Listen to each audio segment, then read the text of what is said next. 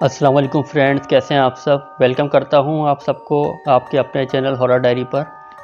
जिन्होंने अब तक चैनल को सब्सक्राइब नहीं किया है उनसे रिक्वेस्ट है कि चैनल को सब्सक्राइब कर लें और साथ में बेल आइकन पर भी क्लिक कर लें ताकि अपलोड होने वाली तमाम हॉरर स्टोरीज आपको बार बार मिल सकें। तो आए चले बढ़ते हैं आज के वाक़े की तरफ। ये वाक़या हमें साहिवाल से आयशा ने भेजा है। इन्होंने अपने वाक़े के साथ साथ अपने वालिद साहब का भी वाक़या शेयर किया है। तो चलें आए उनके वाक़यात मैं आपको अपनी ज़बानी सुनाता हूँ। आयशा कहती हैं कि कराची के बारे में अक्सर सुना था कि यहाँ पर माफूकुल फितरत मखलूक़ात बाकसरत पाई जाती हैं। मुझे भी ऐसी चीज़ों को देखने का बहुत शौक़ था और अभी भी है। मैंने सुना है कि अगर कोई गैर मरीज़ शे आसपास मौजूद हो तो माहौल में खुनकी बढ़ जाती है। सो जब भी अचानक हवा सर्द होती तो मैं बेश्तियाक अपने पापा से पूछती कि यहाँ पर कोई गैर मरीज़ शे मौजूद है, क्योंकि पापा के पास अगर कोई गैर मरीज़ शे मौजूद होती थी तो उन्हें फ़ौरन उस बात का एहसास हो जाता था। लेकिन हमेशा मेरे पूछने पर उन्होंने मुझे इनकार में ही जवाब दिया। मुझे अच्छी तरह याद है कि मैं जिस स्कूल में पढ़ती थी उसके बराबर में एक गवर्नमेंट स्कूल भी था। लोग कहते थे कि उस स्कूल में आसेब है।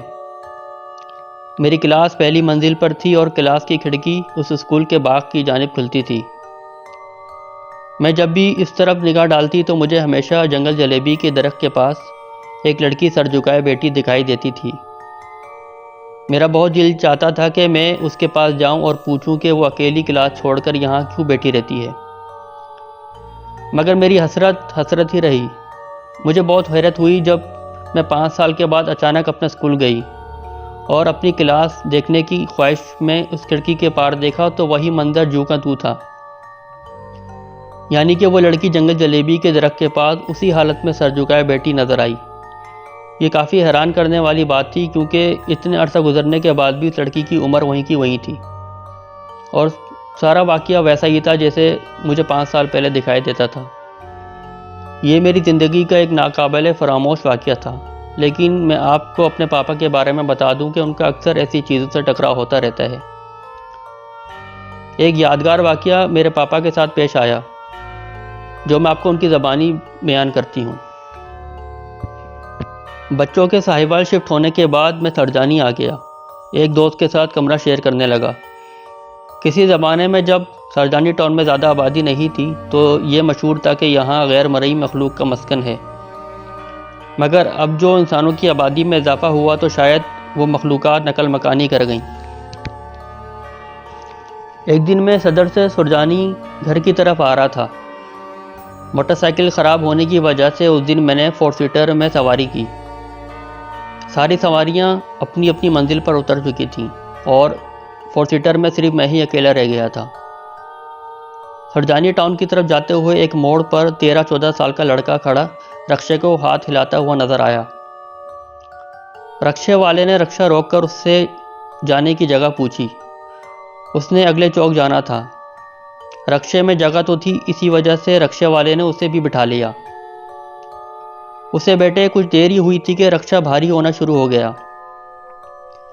जैसे ही मुझे इस बात का एहसास हुआ तो मैंने गैर इरादी तौर पर मुड़कर देखा तो जिस जगह वो बच्चा बैठा था वहां से उसकी टांगें लंबी होती हुई आ रही थीं, जबकि वो बच्चा बिल्कुल बेखबर इर्द गिर्द से बेनियाज बैठा हुआ था। जूं जूं फासला बढ़ता गया उस बच्चे की टांगें भी लंबी होती गईं। रक्शे वाला भी इस बात से बेखबर रक्षा चलाता रहा। जब उस बच्चे की मंजिल आई तो उसकी टांगें मेरे देखते ही देखते सिकुड़ गईं और वह एक नॉर्मल इंसान की तरह बन गया। रक्शे से उतरने के बाद वह एक मोड़ पर एक घड़े में उतरकर गायब हो गया।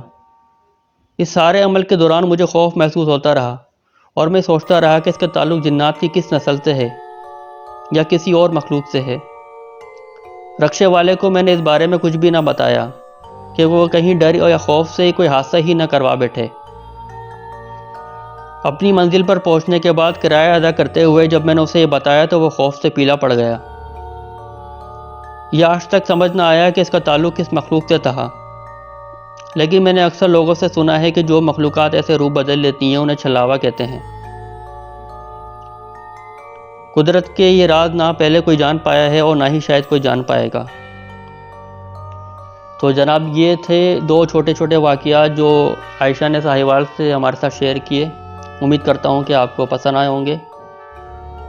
अगर आप में से भी कोई अपने वाक़यात हमसे शेयर करना चाहता है तो वो हॉरर स्टोरी आप मुझे horrordiary90@gmail.com पर ज़रूर सेंड करें। और अगर अपने वॉइस नोट की सूरत में आप अपनी स्टोरी शेयर करना चाहते हैं तो डिस्क्रिप्शन में दिए गए नंबर पर आप व्हाट्सअप कर सकते हैं। तो फिर इंशाल्लाह हाज़िर होंगे एक नए वाक़ये के साथ। जब तक आप सब अपना बहुत ख्याल रखिएगा। फ़ी अमान अल्लाह।